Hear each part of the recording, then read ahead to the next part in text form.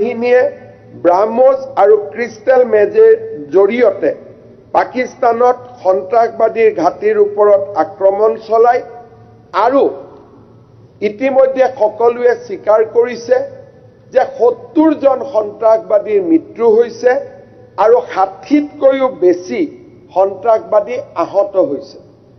আগে পিছে প্ৰমাণ বিচাৰা হৈছিল। যেতিয়া পুলৱামা বালাকোট এয়াৰ ষ্ট্ৰাইক হৈছিল তেতিয়া প্ৰমাণ বিচৰা হৈছিল। বিশেষকৈ কংগ্ৰেছ দলে প্ৰমাণ বিচাৰি সংসদত ভাষণ ৰাখিছিলে যে আমাক প্ৰমাণ দিয়ক। এইবাৰ প্ৰমাণ আমি দিবলগীয়া হোৱা নাই। পাকিস্তানৰ টেলিভিছনবিলাকে নিজে প্ৰমাণ দিব আৰম্ভ কৰিলে যেতিয়া জানাজাসমূহ তেওঁলোকে দেখুৱাবলৈ আৰম্ভ কৰিলে। আৰু সন্ত্ৰাসবাদীৰ জানাজাত পাকিস্তান সেনাবাহিনীৰ মুখিয়াসকল উপস্থিত থাকি পাকিস্তানৰ সেনা আৰু সন্ত্ৰাসবাদীৰ মাজত যে কোনো পাৰ্থক্য নাই তাক তেওঁলোকে নিজেই পৃথিৱীৰ আগত প্ৰমাণ হিচাপে দাঙি ধৰিলে। আৰু এইবাৰ কংগ্ৰেছেও প্ৰমাণ নুখুজিলে, কাৰণ যেতিয়া পাকিস্তানে প্ৰমাণ দিলে তাৰ পিছত প্ৰমাণ বিচৰাৰ কথাও নাছিলে। ইয়াৰ পিছত ভাৰত চৰকাৰে স্পষ্টভাৱে প্ৰেছ কনফাৰেন্স কৰিলে আৰু ক'লে যে আমি আৰ্মিৰ ওপৰতো আক্ৰমণ কৰা নাই, আমি চিভিলিয়ানৰ ওপৰতো আমি আক্ৰমণ কৰা নাই। This is a non escalated response. তাৰ মানে আমি সন্ত্ৰাসবাদীয়ে আমাৰ ইয়াত আহি মাৰিছে, আমিও সন্ত্ৰাসবাদীক মাৰিম। পাকিস্তানৰ আৰ্মিৰ লগতো আমাৰ কোনো কথা নাই, চিভিলিয়ানৰ লগতো কথা নাই।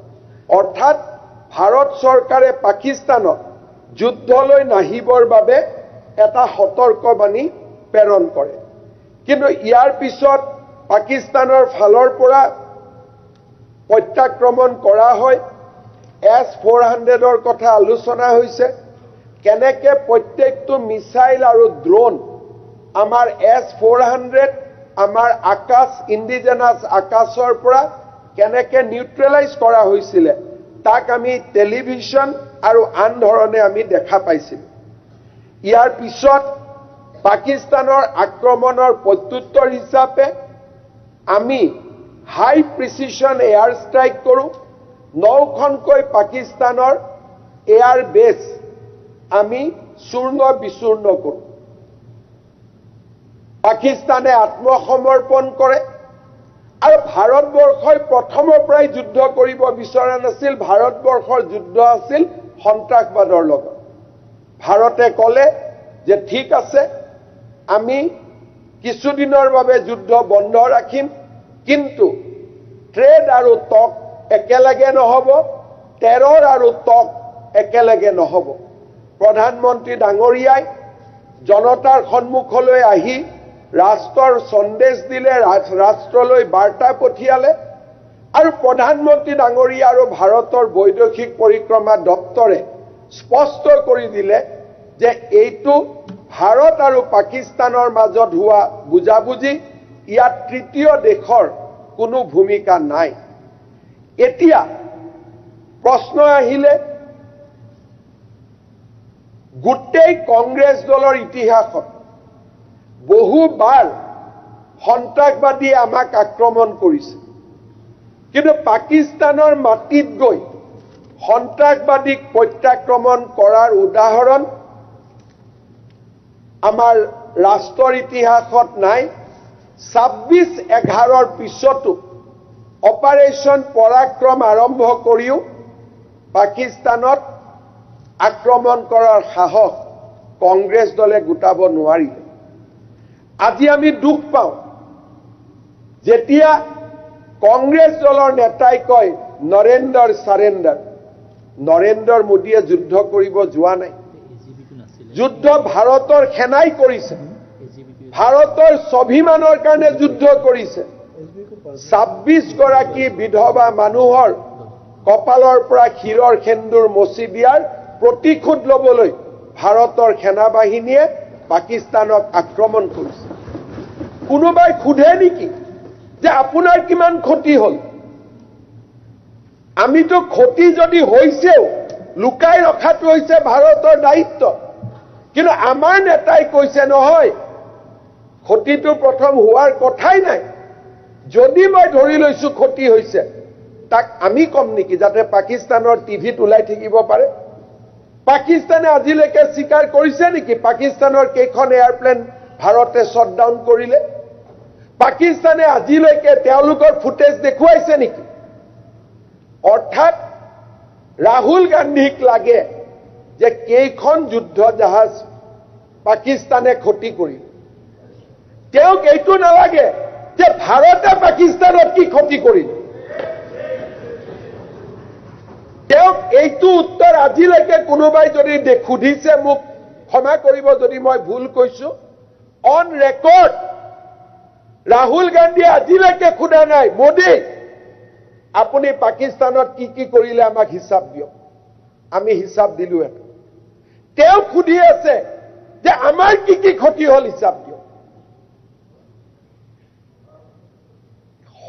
ইমান ডাঙৰ দেশৰ বিৰুদ্ধে কথা ক'ব পৰা নেতা খুব সম্ভৱ ভাৰতীয় ৰাজনীতিত আজিলৈকে জন্ম হোৱা নাই নৰেন্দ্ৰ সাৰেন্ডাৰ তাৰ মানে ইণ্ডিয়া সাৰেন্ডাৰ ইণ্ডিয়ান আৰ্মি সাৰেন্ডাৰ আৰু তাৰ পিছত আমি কৈছো আমি জয় হিন্দ যাত্ৰা উলিয়াইছো জয় হিন্দ যাত্ৰা মানে কি টু ডিমৰেলাইজ ইণ্ডিয়ান আৰ্মি আজি ৰাফেল কিনিব দিব খোজা নাছিল S-400 লৈ বিতৰ্ক হৈছিল মই মাননীয় সদনক জনাব খোজো there is a ISI module আমাৰ সংসদসকলক যাক যেনেকে পাৰে সকলোতো বিকাও নহয় যিসকল বিকাও তেওঁলোকক পাৰ্লিয়ামেণ্টাৰী ডেমক্ৰেচিৰ জৰিয়তে কেনেকে ভাৰতক দুৰ্বল কৰিব পাৰে তাৰ কাৰণে ISI ট্ৰেইনিং দিয়ে তেখেতসকলে আহি প্ৰশ্ন খুদে যে পাকিস্তান ভাৰতৰ সীমান্তত ক'ত ক'ত নিউক্লিয়াৰ বম আছে তেওঁলোকে প্ৰশ্ন খুদে যে কাছাবাহা যিটো ৰাস্তা সেই ৰাস্তাটোত কোষ্ট গাৰ্ডে ক'ত ক'ত নতুন সীমান্ত চকী পাতিছে আৰু তেওঁলোকক প্ৰশ্ন খুদিব কোৱা হয় যে আমাৰ নিউক্লিয়াৰ ৱাৰহেডছ কিমান আছে আজি আপোনালোকে চাব post operation Sindoor Congress is more popular in Pakistan than India Congress is getting more airtime in Pakistan not in India every day Pakistani television is broadcasting the statement of our honorable leader of opposition Rahul Gandhi while Indian media is trying to defend India or when our DGMOs are every day giving evidence of airstrike in Pakistan Rahul Gandhi is asking how many loss do you have suffered is it the question you should have asked Prime Minister please tell us how many air base you have strike in Pakistan how many terrorists you have killed in Pakistan how many damage you have caused to Pakistan but unfortunately our great leader Rahul Gandhi is asking how many losses you have suffered during the Operation Sindoor this is our leadership আমাৰ দলৰ নেতা আমাৰ দলৰ কাৰণে ভাৰতক স্বাধীনতা আনা দলটোৰ কাৰণে অমুক পাকিস্তান গৈছে কি হল পাকিস্তান এটো গৈছে অমুকে নাগৰিকত্ব লৈছে আৰু কি হল নাগৰিকত্ব এটো লৈছে তে একোৱে হোৱা নাই জননী জন্মভূমি স্বৰ্গাদপি গৰিয়সী কোনো মিনিং নাই মাননীয় অধ্যক্ষ মহোদয় লিডাৰ অফ অপজিশন ডাঙৰীয়াই সাভাৰকাৰ ডাঙৰীয়াৰ কথা কৈছে we should not quote history which is not true and which is not backed by fact যদি আপোনালোকে সাভাৰকাৰ ডাঙৰীয়াৰ ডিভিজন অফ ইণ্ডিয়াৰ ওপৰত যদি শুনিব খুজে মই বহুত কথা নকওঁ সাভাৰকাৰ ডাঙৰীয়াই 1940 তেখেতে দিয়া মই ষ্টেটমেন্ট এটা কোট কৰিম বাকি মই আগলৈকে ক'ব খোজা নাই কাৰণ মই এই ডিবেটটো বীৰ সাভাৰকাৰৰ ওপৰলৈকে লৈ যাব খোজা নাই কেতিয়াবা আপোনালোকে যদি আইডিঅলজিক্যাল ডিবেট কৰে তেতিয়ালে মই ৰেডি আছো 1940 সাভাৰকাৰে কৈছিল India cannot be divided a nation is one indivisible and eternal to divide India is to divide a living nation it is not a piece of land to be sliced up Savarkar Dangoriya কৈছিল India must be one nation Savarkar Dangoriya কৈছিল that Pakistan is a illegitimate state carved out of India these are the materials on records kir aji ami yate bir Savarkar opor alochona koribo khuja nai ketiaba jodi birothi dolopoti Dangoriya bisare ideological discussion korar kane we are ready will come prepared kir eta kotha moi buji napao স্বাধীনতা সংগ্রাম কৰিছিল কংগ্ৰেছে ব্ৰিটিছৰ লগত চুক্তি হৈছিল কংগ্ৰেছৰ তেৰ সাভাৰকাৰ ডাঙৰীয়া দেশখন কেনেকৈ বিভাজন কৰিব পাৰে যদি নেহেৰু আৰু মহাত্মা গান্ধীয়ে দেশখন বিভাজন কৰিব নোখোজে বাকিয়ে কেনেকৈ বিভাজন কৰিব পাৰিব আজিৰ দিনত অসমৰ মুখ্যমন্ত্ৰীয়ে যদি কাম এটা কৰিব নোখোজে বিধানসভাই যদি কাম এটা কৰিব নোৱাৰে কোনোবা ক্লাব আৰু সংঘ এটাই কামটো কৰিব পাৰিব নেকি Who was the leaders on that point of time? The leadership of India was with PM Jawaharlal Nehru. Aru eta moi dukhor kotha kobo khojo. Jetia India divide hoisile. Sei khomoyot Chittagong Redcliffe Chittagong uttor purubot disile. Okhomot disile. Aru jodi Chittagong Okhomor logot thakileten Chittagong portলৈকে আমাৰ পুনে পুনে ৰাস্তা হলেতেন আমি chicken নেকৰ ওপৰত dependent নাথাকিলোহেতেন প্ৰধানমন্ত্ৰী নেহেৰুৱে this is a part of history স্বাধীনতাৰ আগদিনাখন তেখেতে পাঞ্জাবত এটা পৰ্চনক ভাৰতত ৰাখি চিটাগং পোৰ্টখন তেওঁ পাকিস্তানলৈকে উইদাউট ৰিকমেন্ডেশন অফ ৰেডক্লিফ তেওঁ গতাই দিছিল These are part of history. Ebila kotha Buronjit likha ase. 72 sonat Pradhan Mantri Indira Gandhiye juddho jikisil. Kuneo oswikar nokore. Bharator khenai juddho jikisil. Pradhan Mantri Indira Gandhi asil. Kirtittor tekhet odhikari.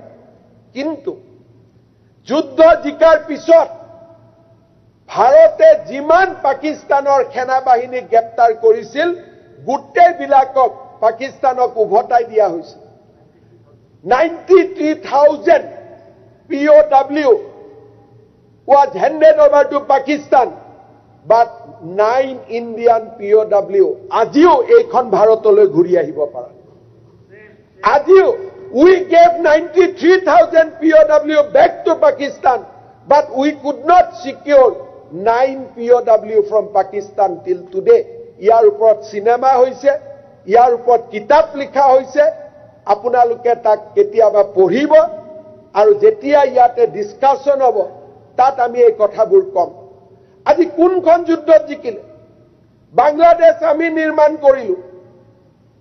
আৰু happy today Bangladesh নিৰ্মাণ আজি যদি 2025 চনত যদি আমি খুদু যে বাংলাদেশ নির্মাণ was it a justified decision কম সে কম ইন্দিরা গান্ধীয়ে কব পাৰিলেহেঁতেন যে ভাই যিখিনি বাংলাদেশ আমি বনাই দিম কিন্তু যিখিনি মাইগ্ৰেট আহিলে সেইখিনি অন্তত উভতাই লৈ যোৱা আজি ৰাতিপুৱা এই ডিসকাশন আমি কৰিব নালাগিলে আৰু যদি বাংলাদেশ বনোৱাৰ সময়ত ইন্দিৰা গান্ধীয়ে কলেহেঁতেন যে মোৰ উত্তৰ পূবখন ভাৰতৰ লগত চিকেন নেকেদি লাগি আছে অন্তত 100 বিঘা মাটি মোক নতুনকৈ দিয়া মই যাতে চিকেন নেকৰ পৰা উত্তৰ পূবখনক মুকলি কৰি দিব পাৰো ইন্দিৰা গান্ধীয়ে নেগোসিয়েশন তেওঁৰ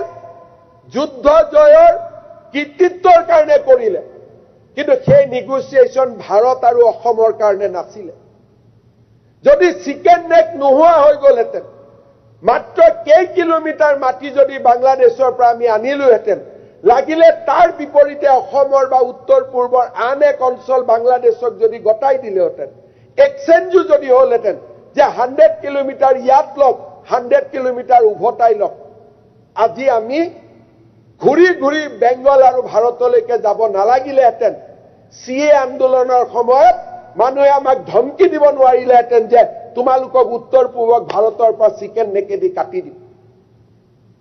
আজি কাক আমি বুৰঞ্জী শিকাব আহোঁ, কাক আমি ইতিহাস শিকাব আহোঁ?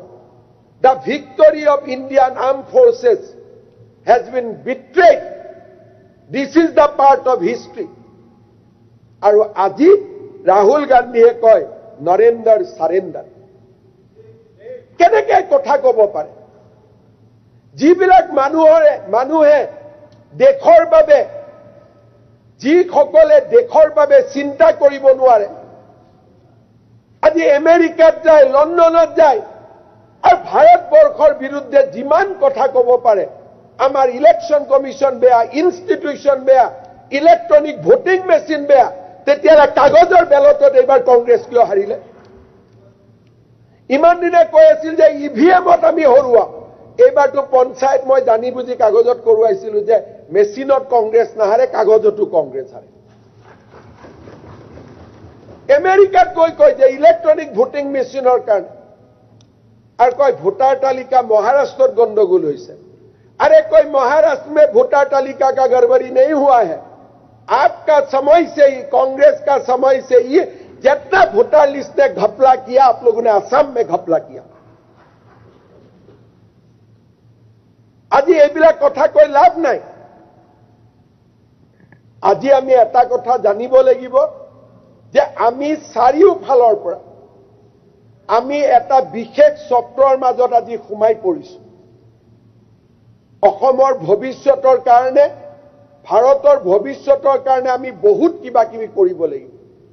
মই বিভিন্ন কাৰণত কংগ্ৰেছৰ লগত আমাৰ আইডিঅলজিক্যাল ডিফাৰেন্স আছে, কিন্তু এইবাৰ কংগ্ৰেছ দলৰ শশী থাৰুৰকে ধৰি নেতাসকলে যি ধৰণে বিদেশত ভাৰতক প্ৰতিনিধিত্ব কৰিছে, আমি গৌৰৱ অনুভৱ কৰোঁ।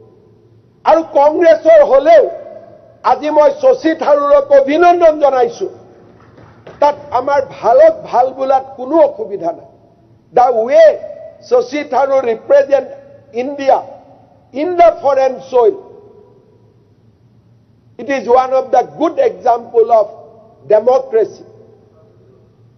Even Asauddin Owaisi, কোনো বিৰোধিতা নাই।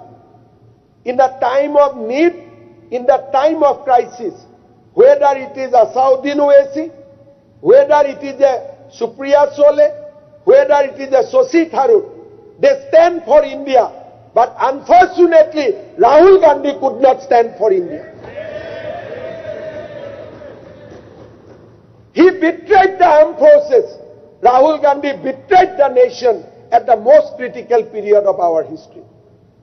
Sir, অকমান আমেৰিকাৰ ৰাষ্ট্ৰপতিকো গৰিহণা দিবলৈ কওক, কাৰণ তেখেতে ভাৰত আৰু পাকিস্তানৰ বাইলেটাৰেল হৈ আছে সদায়। মই যুদ্ধ বন্ধ কৰিবলৈ ক'লো, এই কথাটো ভাৰতৰ ফালৰ পৰা এতিয়ালৈকে প্ৰত্যাহ্বান জনোৱা হোৱা নাই ছাৰ। সেইকাৰণে আমাৰ যিবিলাক দ্বিপাক্ষিক মামলা ইমান দিনে সেইবিলাক আমাৰ নিজৰ ভিতৰত আছিল, এতিয়া পাকিস্তানৰ ট্ৰাম্পক এটা গৰিহণা দিয়াৰ লগতে সংযুক্ত কৰক। আৰু মাননীয় অধ্যক্ষ মহোদয়, কংগ্ৰেছে এতিয়া আমাক আৰু এটা ট্ৰেপত লৈ যাব খুজি আছে। ট্ৰাম্পে কিবা কথা ক'লেই বাৰু, ভাৰতৰ সভ্যতা সংস্কৃতি 6000 বছৰ পুৰণা। ইয়াতে এতিয়া আমাক কংগ্ৰেছে লগুৱাই আছে, তহঁতি আমেৰিকাৰ লগতো কাজিয়া লাগ। যাতে মই যিটো কৈছো ছাৰ, এইটো আপুনি মাননীয় মুখ্যমন্ত্ৰী মহোদয়, আপুনি জানে ৰাহুল গান্ধীয়ে কোৱা নাই চিজ ফায়াৰ কৰিবলৈ মই ক'লো বুলি, আমেৰিকাৰ ৰাষ্ট্ৰপতিয়ে ক'লে বুলি ওলাইছে। আৰু সেইকাৰণে কথাটো ৰাহুল গান্ধীয়ে মেনশ্যন কৰিছে, তেওঁৰ নিজৰ কথা নহয়। নৰেন্দ্ৰ সাৰেন্ডাৰ, ইণ্ডিয়াৰ কেইখন ফ্লাইট লষ্ট হৈছে এই কথা ৰাহুল গান্ধীয়ে সুধি আছে, ট্ৰাম্পে সোধা নাই। যি নহওক আলোচনা কৰাটো ভাল ছাৰ, দেশৰ প্ৰতিৰক্ষা কি কাৰণে হ'ল, কাৰণ আমাৰ CDS ছিংগাপুৰত যিটো কৰি আহিছে, তেখেতে কৈছে আমাৰ কি কি হ'ল আমি জানিব লাগে, যাতে ভৱিষ্যতে ভাল হ'ব পাৰে। নহয়, মাননীয় অধ্যক্ষ মহোদয়, যুদ্ধ চলি থাকোঁতে, যুদ্ধৰ পিছত বেলেগ কথা, war is still going on. যুদ্ধ চলি থাকোতে এই প্ৰশ্ন সোধা দেশপ্ৰেমিকৰ কৰ্তব্য নে দেশপ্ৰেমিক নোহোৱাৰ কৰ্তব্য আৰু মইতো আপোনালোকৰ পৰা একো আশাও নকৰো because you are the people who surrendered Indian passport গতিকে স্যাৰ সিজফায়াৰ হৈ গল আৰু টেৰৰিষ্ট কিজনক স্যাৰ ধৰাও নাই হেতু ষ্টেটমেন্টও লাগে স্যাৰ এই 7 জনৰ কথা কৈছিলে হেতু কি কৰিলে হেতু কক চাই মানকিনি মাননীয় এই টেৰৰিষ্টটো কি জানি বন্দুকৰ গুলিত মৰিয়ে গল 70 জনটো মৰিয়ে থাকিলে 70 জনটো মৰিলে তাৰ ভিতৰত কি জানি এই 4 জনো আছে এটা কব লাগিব পাকিস্তানে লিষ্টখন দিব লাগিব ৰাহুল গান্ধী আনিব পাৰিব লিষ্টখন এই অদ্ভুত প্ৰশ্নবিলাক কৰি থকাটোৱে হৈছে এই দিনত কংগ্ৰেছক যে মানুহে বেয়া পায় এই কথাবিলাকৰ কাৰণে বেয়া পায় মাননীয় অধ্যক্ষ মহোদয় আজি এই খৰণত দুটা কথা আমি ক্লিয়াৰ হ'ব লাগে যে বাংলাদেশৰ সৃষ্টি অসমৰ কাৰণে দুৰ্ভাগ্যৰ বাতৰি আছে এইটো কোনো ক্ৰেডিট নাছিল যদি চিকেন নেকটো নোহোৱা কৰি দি সৃষ্টি কৰিলেহেঁতেন অসমে ইন্দিৰা গান্ধীক কৃতজ্ঞতা জনালে 22 কিলোমিটাৰ দি আমাক লগত ৰখুৱাই থৈ দিলে ই কোনো কৃতজ্ঞতাৰ কথা নহয় হিষ্ট্ৰী উইল জাজ মিছেছ গান্ধী ডিফাৰেণ্টলি যে মই বাংলাদেশ বনালো সেই কৃতিত্বখিনি ল'বৰ কাৰণে 9 জন POW কো ঘূৰাই নানিলে 93,000 POW ৰিটাৰ্ণ কৰি দিলে these are part of the history Indus water treaty কেনেকৈ হৈছিল these are the part of the history মই আৰু এখন বহুত ডাঙৰ লিষ্ট আছে কিন্তু যেহেতু এইটো ইয়াত এইবিলাক পাৰ্লিমেণ্টত আলোচনা হোৱা কথা এইখন ফৰাম নহয় গতিকে মই বহুত কথা ক'ব নোখোজো মই খালি কেইটামান উদাহৰণ দিছো 1947-48 betrayal of POK আৰু পণ্ডিত নেহেৰুৱে ইউনাইটেড নেশ্যনত কাশ্মীৰ সমস্যাটো লৈ গৈছিল 1962 China walk over into Aksai Sin 38,000 square kilometer my heart goes to the people of Assam 1962 betrayal for the people of Assam 1972 you handed over 93,000 POW you could not secure the release of 9 POW you have betrayed Northeast by creating chicken neck 1995 bowing to US pressure Congress party abandoned nuclear test 2008 Mumbai attack 2611 Pakistanor tat goi hilguti etao maribo sahok nokorile bom mara kothato belek hilguti etao na marile 2012 2009 Sarmalal Sheikh tate goi kole je Baluchistan is an integral part of Pakistan 2012 gifting away Sar Creek a gutei bilak history ase people will remember people will judge that whenever India faces crisis, whenever India faces danger, Congress party always betrays the sentiment of the nation, betrays our armed forces all along. This is the history. Manoniya Adhyaksh Mohoday, moi Siddhartha Bhattacharjee Dangoriyak aru birodhi pokhor ataike dhonnobad janaisu je ei prostavtok apunaloke সমৰ্থন কৰিলে মই সামান্য আমি কি কৰিছিল এটা সামান্য উদাহৰণৰে মই ইয়াক সামৰণি মাৰিব খুজিছো পেহেলগামৰ ঘটনাই আমাক সকলোকে বেদনাক্ষিপ্ত কৰিছিল আৰু সকলোকে আমাক নতুনকৈ সকলো কথা ভাবিবলৈ বাধ্য কৰিছিল অসম চৰকাৰৰ কেবিনেটত আমি সিদ্ধান্ত লৈছিলো যে এই 26 গৰাকী পৰিয়ালৰ ওচৰলৈ এজন হলেও মন্ত্ৰী যাব বাকি কোনোবা ৰাজ্যই কৰিছে নাই কৰা মই নাজানো আমি অসম আমাৰ এটা পৰম্পৰা আছে ঐতিহ্য আছে আৰু ভাৰতৰ সেনাবাহিনীয়ে হওক সন্ত্ৰাসবাদত আহত নিহত জনৰ লগত থিয় হোৱা আমাৰ এটা দায়িত্ব আৰু কৰ্তব্য আছিল আপোনালোকক জনাবলৈ পাই মই ভাল পাইছো যে 26 জনৰ ভিতৰত এগৰাকী নেপালত থাকে তেখেতক আমি গৈ সাক্ষাৎ কৰিব নোৱাৰিলো কিন্তু বাকি 25 গৰাকীৰ পৰিয়ালত অসমৰ মন্ত্ৰীসভাৰ সদস্যসকল গৈ উপস্থিত হৈছিল শ্ৰীনগৰত যিজন টুৰিষ্ট গাইড নিহত হল তেওঁৰ পৰিয়াললৈ অতুল বৰা ডাঙৰীয়া গল অৰুণাচললৈ নন্দিতা গাৰ্লুচা গ'ল, আমাৰ এয়াৰফ'ৰ্চৰ যিগৰাকী জোৱানৰ মৃত্যু হ'ল, কেৰালালৈকে গ'ল, কৌশিক ৰায় গুজৰাটলৈকে গ'ল, পীযুষ হাজৰিকা, কেশৱ মহন্ত, সকলো মন্ত্ৰী। আমি উৰিষ্যালৈকে অশোক সিংঘাল গ'ল, চন্দ্ৰদা ক'ত গৈছিলে, চন্দ্ৰ পাটোৱাৰী মহাৰাষ্ট্ৰলৈকে গ'ল, আৰু আমি অসমবাসী ৰাইজৰ হৈ পেহেলগামত নিহত হোৱা 25 গৰাকী ব্যক্তিৰ পৰিয়ালত গৈ উপস্থিত হৈছিল। আৰু আমি চহকী দেশ নহয়, ৰাজ্য নহয়, তথাপিতো অসমবাসীৰ এক বিনম্ৰতাৰ পৰিচয় হিচাপে আমি সকলো পৰিয়ালতে অকণমান মাত্ৰ 5 লাখ টকা আমি তেওঁলোকৰ হাতত চেক একোখন দি থৈ আহিবলৈ সক্ষম হৈছিলোঁ। বহুত আমি কৰিব পৰা নাই, কাৰণ আমি যথেষ্ট এনেকুৱাও নহয় যে আমি এখন ধনী ৰাজ্য, তথাপিতো সীমিত ক্ষমতাৰ মাজত অসম যে এখন ঐতিহ্যমণ্ডিত ৰাজ্য, আমাৰ বিশেষ পৰম্পৰা আছে, আৰু আমি ভাৰতবৰ্ষৰ ৰাইজৰ লগত দুখ আৰু সুখৰ লগত আছো, তাক এক প্ৰতীকী ৰূপত আমি পেহেলগামত নিহত 25 গৰাকীৰ পৰিয়ালৰ ওচৰলৈ গৈ 5 লাখ টকাকৈ দিয়াৰ উপৰিও আমি মন্ত্ৰী একোজনে গৈ পৰিয়ালকেইটাক সাক্ষাৎ কৰিছিলে। মই বিশ্বাস কৰোঁ যে ইয়ে আমাৰ অসমৰ প্ৰতি এটা বহুত বেছি ইতিবাচক মনোভাৱ। নিশ্চয় সি এটা সময়ত মানুহে তাক ক'ব যে হয় অসম চৰকাৰে এনেকুৱা এটা প্ৰচেষ্টা হাতত লৈছিলে। মই পুনৰবাৰ এই কথা কেইষাৰ ক'বলৈ পাই মই সঁচাকৈ আনন্দিত হৈছোঁ। আৰু কেতিয়াবা হাউচত যদি আজি মই আকৌ এবাৰ কৈছোঁ যে regarding history of partition 72 war, কেতিয়াবা যদি হাউচে ডিছকাছ কৰিব খোজে ফ্ৰম ইট হিষ্টৰিকেল পাৰ্চপেক্টিভ, আমাৰ কোনো আপত্তি নাই, আমি সাজু হৈ থাকিম। আজি পৰিৱেশ এদিনীয়া অধিৱেশন সেইটো নহয়, কিন্তু পৰৱৰ্তী দিনত ডেফিনেটলি আমাৰ কাৰণে এই কথাবোৰ পাতাত কোনো অসুবিধা নাই, আমি পাতিবৰ কাৰণেও সাজু আছোঁ। খালি এটাই কথা ক'ম, 1947 দেশ বিভাজনৰ সময়ত Hindu organisation were very little, very small, কাৰণ গোটেই হিন্দু চেণ্টিমেণ্টটোৱে কংগ্ৰেছৰ লগত মিহলি হৈ আছিল সেই সময়ত। আৰু যিসকলে হিন্দু সমাজৰ আটাইতকৈ ডাঙৰ নেতা আছিল সেই সময়ত, তেওঁলোক কংগ্ৰেছত আছিলে, কোনো হিন্দু মহাসভা বা আন অনুষ্ঠানত নাছিলে। চ' দেশ বিভাজনৰ যদি পজিটিভিটি আছে, it is with the Congress. দেশ বিভাজনৰ যদি নেগেটিভিটি আছে, it is with the Congress.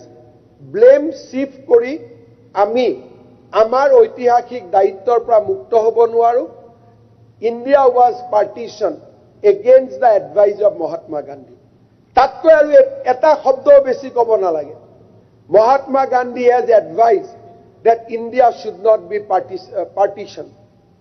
কিন্তু মহাত্মা গান্ধীৰ উপদেশৰ বিপৰীতে গৈ দেশ বিভাজন কৰা হৈছিল।